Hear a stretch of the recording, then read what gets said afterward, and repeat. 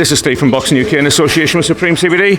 Eddie Hearn, we're here in Nottingham. Talk us through that. Yeah, it was a very close fight, the main event. You know, I think that it was interesting to see. I don't know, like, my old man texted me, said, I think Maxie's won by 4 rounds. Someone else messaged me, said Kid Galahad's won by 3 rounds. Both corners thought they'd won wide, and I thought it was very, very close, you know. So, a nip and tuck fight, but Maxie Hughes rolls on. Has Galahad only got himself to blame, Eddie? Yeah, I think, look, you know, really you got to come and you got to rip that belt. You know, it was a dirty fight. I think he got a point deducted, and he'll be frustrated. But really, sometimes you got to come with more intention to rip that belt away, and arguably he didn't do that tonight.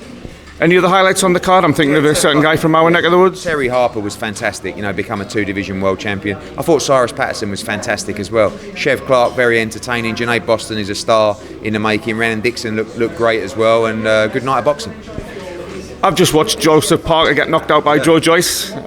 Just your thoughts on that result? Obviously you won't have seen it. I felt that that's what would happen. You know, early in the fight, you'd expect Parker to, you know, be very productive and use his speed, and then Joyce just comes on like a juggernaut, as they call him, you know. So he's a problem, you know. He doesn't look the best, but he's very effective. And I haven't seen it, obviously, been here, but, you know, I heard it was a good fight, and you know, he'll be there as number 1 in the world after all this unification and your undisputed stuff's done next year. At the end of next year, I'm sure he'll get his shot.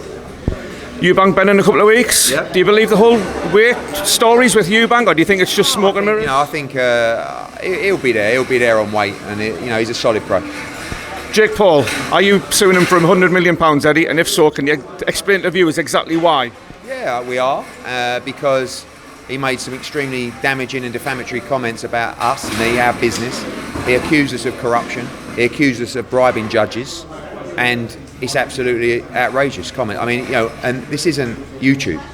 You know, we're talking about big corporate businesses that comments like that in the open space will do considerable damage to. And I don't like lawsuits, but at the end of the day, I'm not having it.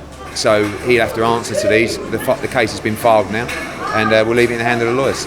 Very last one. Who's Anthony Joshua fighting next, Eddie? Well, it looks like not Tyson Fury, because he couldn't make up more excuses. I mean, I think the public are starting to see through it now, in all honesty. Like, we're meeting with Queensberry. We've been on the phone every day. We've been on Zoom calls, going back on contracts. Is that true, Eddie? Because you've definitely been negotiating. We've got a contract. We've got a meeting on Monday.